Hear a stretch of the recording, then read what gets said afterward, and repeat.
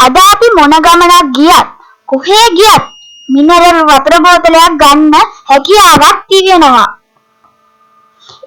එදා අතීතයේ එවැනි පහසුකමක් මගේ ජනතාවට තිබුණේ නැහැ. ප්‍රවාහන පහසුකම් අවම වුණු එකල මාවත්වල ගමන් කළ මිනිසුන්ගේ දිය පිපාසය නිවාරණ ලැබුවේ පින්තාලියයි නැතහොත් පැන්තාලියයි.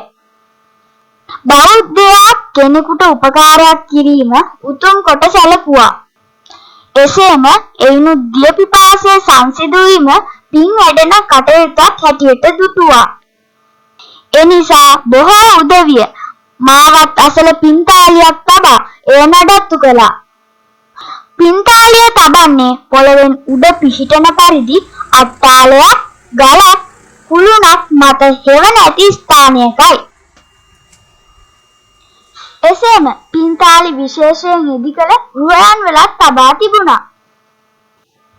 මෙයින් ජලය ලබා ගැනීමට වෙනමම උපකරණයක් ඒ මත හෝ අසල තබා තිබුණා. එය කෙනෙස්ස නැතහොත් සරලුව ලෙස හැඳින්වුණා.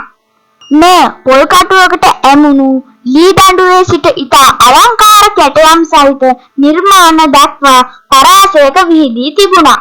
එසේම පින්නට වතුර දෙන පින්තාලිය නැතහොත් වතුර පිරවූ පැන්තාලිය මැටි, තඹ, පිත්තල, කළුගල් ආදියෙන් මෙන්ම දැවයෙන්ද නිර්මාණය වුණා.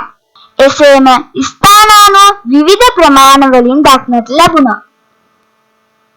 ඉතින් මේ පින්තාලිය ජන කවියන් දුටු ආකාරය පද්‍ය සාහිත්‍ය තුල දක්නට ලැබෙනවා. පින්තාලිය සැදුවී බෝසත් විදානී පෙන්වීවෝ මගී ධන සිතු ලෙසානෝ දෙව්ලොව වැඩිය ඒ ගුණ කඳානෝ පින්තාලිය බින්දේ දෙව්දත් පුතානෝ පිනට ලැබුණි තැන් හැම තැන ඒ කාලේ